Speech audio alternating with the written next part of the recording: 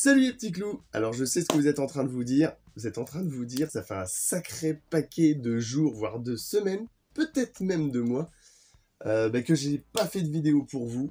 J'en suis désolé, mais c'est vrai que voilà, ça prend du temps. Et le temps, faut le trouver. Donc là, ça faisait un petit moment que j'avais pas vraiment le temps de vous faire de vidéo. Mais vous inquiétez pas pour ça, je vais me rattraper. Et on va commencer dès aujourd'hui avec une vidéo sur un vieux jeu électronique des années 80 jusqu'au tout début des années 90 qui a été créé par Nintendo et qui s'appelle les Game & Watch. Alors les Game & Watch, il n'y a pas eu de publicité en France, mais il y a eu par contre une petite publicité au Japon. Game Watch, Game Watch, Game Watch, Game Watch. It's a demo Game Watch, don't demo Game Watch, call it demo Game Watch, Game Watch. ジャッジ、ボール、バーミン、ファイヤー、マイクロコンピューターを使ったゲームウォッチ。ゲームをしないときはデジタル式クォーツ時計です。 Game Watch. Et une autre petite publicité, pas une petite publicité, une publicité assez longue d'ailleurs, qui est sortie aux États-Unis. Adventure is on the horizon. Stanley's going buggy. Mario Brothers have their hands full, and Donkey Kong's going ape. It's rough seas for Popeye, and Snoopy's gotta get on the ball. But you can help. You got Nintendo Game & Watch. That's pocket power. Widescreen or multi-screen games you can play indoors or out. They tell you the score and even the time. They're pocket power. They're Game & Watch. 14 in all, only from Nintendo. Alors les Game & Watch c'était quoi? En fait c'était des jeux électroniques, donc j'imagine que beaucoup d'entre vous connaissent déjà, le nom vous dit peut-être pas quelque chose, mais quand je vais vous les montrer, ça va vous rappeler énormément de souvenirs. Donc ils sont sortis en avril 1980, donc c'était créé par Nintendo à l'époque, ça a été créé par Nintendo d'ailleurs tout le long, et c'est eu son succès jusqu'en 1991, donc ça a duré quand même 11 ans. Il y en a eu en tout 60 différents sur 10 modèles différents. Malheureusement, c'est la sortie, toujours pareil, par Nintendo de la Game Boy, que j'aurai certainement l'occasion de vous présenter sur une autre vidéo, qui va en fait mettre fin au Game & Watch, puisque on est sur une console beaucoup plus ludique et plus du tout sur un jeu électronique. Alors les Game & Watch, c'était quoi? En fait, c'était un petit écran comme ça, voilà, avec les boutons. En fait, c'était un seul jeu à chaque fois. Il y a un seul jeu à l'intérieur, contrairement à justement, comme on le parlait, la Game Boy, où on pouvait mettre des cartouches, et donc on pouvait avoir plusieurs jeux. Là, à chaque fois, il y avait un seul jeu, avec un décor imprimé, et ce décor imprimé, en fait, avec autour des petites parties qui allaient s'illuminer, et qui allaient pouvoir, évoluer avec le jeu.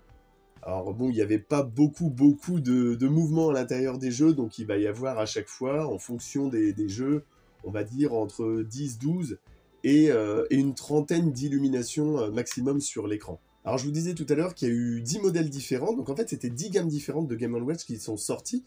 Donc la toute première, c'était la gamme Silver, donc qui est sortie en 1980. Alors là c'était tout simple, c'était un écran noir et blanc, c'était vraiment très simple. Il y en a eu 5 de cette gamme-là, dont le tout premier, donc qui a lancé la gamme Game & Watch, qui était le jeu Ball. Alors en 1981, il y a une autre gamme qui est sortie, c'est la gamme Gold.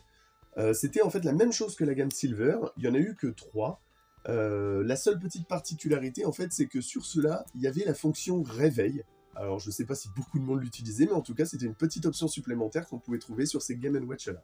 Alors ensuite, entre 81 et 82, il y a eu la gamme widescreen, donc écran large, qui est sortie.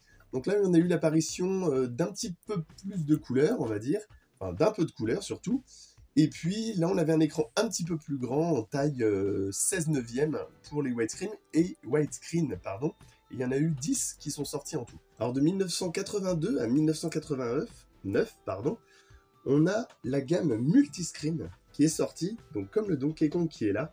Alors en fait, ça a été la gamme la plus populaire, il y en a eu 15 en tout. Et en fait, ils avaient la particularité en fait de pouvoir s'ouvrir comme ça et d'avoir 2 écrans. Et c'est surtout que grâce à ce petit clapet, ça pouvait se refermer et ça pouvait être protégé. Et c'est dans cette gamme-là en fait qu'il y a eu les plus grands noms, puisqu'on a eu Donkey Kong, on a eu Mario, on a eu Zelda, enfin ça a été vraiment la gamme la plus connue dans la gamme Game & Watch. Alors de 1982 à 91, on a eu une autre gamme, il y en a eu 8, c'est la New Widescreen. Donc en fait c'est vraiment la suite des widescreen qu'on avait avant, des écrans larges, c'était juste pour en ressortir d'autres. Donc comme celui-ci, en fait, le Mario Cement Factory, qui en fait partie. Donc là, c'était vraiment la prolongation des widescreen. Alors en 1983, on a eu une gamme bien particulière qui est sortie chez les Game & Watch. C'est cette gamme-là, les tabletop. Donc là, en fait, qui ressemblait à une mini borne d'arcade, comme vous pouvez le voir. Donc en fait, on avait un petit stick, un bouton. On avait un écran de jeu, mais l'écran de jeu était particulier puisque l'écran de jeu était à l'intérieur sur le plafonnier, on va dire. Un miroir nous permettait de le voir par reflet. Et en fait, c'était justement avec de la lumière qui passait au travers de cette partie-là qu'on pouvait avoir le jeu qui s'illuminait et on pouvait jouer avec. Par contre, malheureusement, cette gamme de Game & Watch, donc les tabletop, a fait un flop. Ils ont vraiment pas marché. C'est peut-être pour ça qu'il n'y en a eu que 4. Donc il y a eu le Donkey Kong Junior comme ici. Il y a eu un Mario, il y a eu Snoopy et il y a eu Popeye. Donc dans 4 couleurs différentes. Alors celui-ci, il a un petit peu jauni avec le temps. Mais normalement, il était un petit peu plus blanc que ça. Mais malheureusement, ouais, cette gamme-là, elle n'a pas du tout marché pour Nintendo. Et c'est pour ça qu'en 83-84, Nintendo a sorti la gamme Game & Watch Panorama, donc au nombre de 6. Bon, c'était un petit peu la suite, sauf qu'on était retourné dans le plus petit modèle, dépliant encore, et portable, mais beaucoup plus, on va dire, pratique à transporter que les tabletop précédents. En 84, on a eu aussi la sortie des Super Color. Alors là, il n'y en a eu que 2. En fait, c'est une gamme qui n'a pas marché beaucoup, enfin, pas marché du tout, puisque en fait, c'était une gamme qui était très moche. Faut l'avouer, donc c'est pour ça que ça a vraiment pas marché du tout. Et la même année, on a eu les micro VS. Il y en a pas eu beaucoup non plus, il n'y en a eu que 3. En fait, eux, ils ont eu la particularité d'avoir des manettes en fait avec des fils rétractables qui se rentraient à l'intérieur de la console, enfin, de la petite console, pour pouvoir jouer à 2 au Game & Watch. Et enfin, en 1986, on a eu les Crystal Screen. Donc ça, j'en ai jamais vu en vrai. Il y en a eu que 3, mais apparemment, il paraîtrait que ce seraient les plus beaux en fait Game & Watch, avec la particularité d'avoir voilà une plaque en verre sur le dessus, alors que sur les autres, il s'agit d'une plaque en plastique. Et il paraît que du coup, ça donne une qualité supplémentaire. J'en ai jamais vu en vrai. Mais je serais curieux de voir ça un jour. Donc voilà les 10 modèles différents, mais en 1998, donc quand même 7 ans après, il y a eu encore une 11e version qui est sortie. Donc là, c'était la série mini, en fait, les mini classiques. C'est des petits Game & Watch qui sont sortis soit en version normale, soit en version multiscreen pliant. Mais bon, voilà, ça n'avait rien à voir avec le jeu électronique que l'on connaissait auparavant. Et puis en 2010, pour les 30 ans de Game & Watch, en fait, il y a eu une réédition du jeu Ball qui est sorti. Et ensuite, en 2020 et en 2021, on a eu aussi, donc là très récemment, un Mario et un Zelda qui sont ressortis, voilà, plus au goût du jour, très colorés, mais c'était essentiellement, j'allais dire, pour ceux qui n'avaient pas connu les Game & Watch des années précédentes. Bon, il y a des collecteurs dans les Game & Watch, parce qu'on a par exemple Mario the Juggler, qui a été édité à très peu d'exemplaires. Donc ça, c'est un jeu, si vous le trouvez en boîte, on est tout de suite aux alentours de 1000 € tout de même, donc pas une petite somme, donc un bel objet de collection. Mais le plus cher des Game & Watch, c'est le Greenhouse en multiscreen, qui a eu une version particulière en fait pour le 20 millionième Game & Watch vendu. Celui-ci en boîte, il a été fait en très peu d'exemplaires, donc en boîte, là par contre on atteint des sommets puisqu'on arrive à des montants qui avoisinent les 5000 € tout de même. Alors la légende raconte qu'il existerait un Game & Watch, un autre que personne n'a vu en vrai, en fait un Tetris.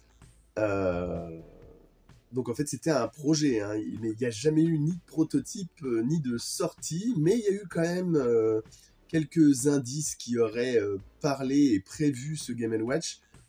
Mais bon, personne ne l'a jamais vu en vrai. Si quelqu'un en a un, alors, et s'il a existé, gardez-le parce que ça doit avoir une petite fortune. Mais tout le monde sait que Tetris voilà, est sorti vraiment sur la Game Boy, puisque ça a été vraiment le jeu phare de cette petite console portable.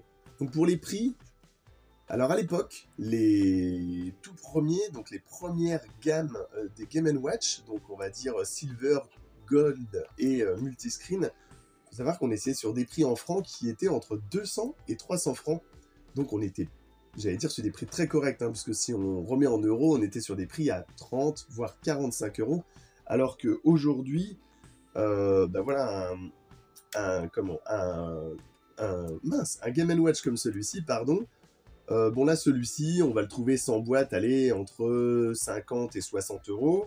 Le Donkey Kong en multiscreen comme ça, pareil, sans boîte, on va le trouver en état nickel, donc c'est-à-dire le clapet pas abîmé, et puis le cache-pile présent, aux alentours de, allez, entre 70 et 90 euros. Et puis on va avoir quand même ceux-là, donc les tabletop, où là, par exemple, sans la boîte, on est tout de suite entre 130 et 150 euros. Et en boîte, on est quand même à des prix avoisinant les 300 euros. Donc ça reste des objets de collection qui ont un petit peu de valeur. Moi, je vous avoue que voilà, ça, c'est des cadeaux en fait que j'avais fait à mes enfants pour leurs anniversaires, en me disant que voilà, ils auront ça pour plus tard, et puis c'est un petit investissement sympa pour eux. Voilà, j'espère que vous en savez un petit peu plus sur les Game & Watch pour ceux qui ne connaissaient pas toute la gamme dans sa globalité. J'espère que cette vidéo vous a plu. Donc je vous invite comme d'habitude, ça se passe sur le côté, à vous abonner à la chaîne. Je vous mets en lien dans la description le lien de notre partenaire, donc qui est Notre Enfance des années 70 à 90. Et puis n'hésitez pas à laisser vos commentaires, vos avis. Je sais que voilà, j'ai eu un petit manque au niveau des vidéos, mais je vais me reprendre, je vais essayer de vous faire des vidéos un petit peu plus régulières, surtout que oui, j'ai quand même pas mal de choses à vous présenter. Donc n'hésitez pas à vous abonner, comme ça, hop, vous serez au courant dès qu'il y a une nouvelle vidéo. Et puis je vous dis, à très bientôt. Ciao les petits clous.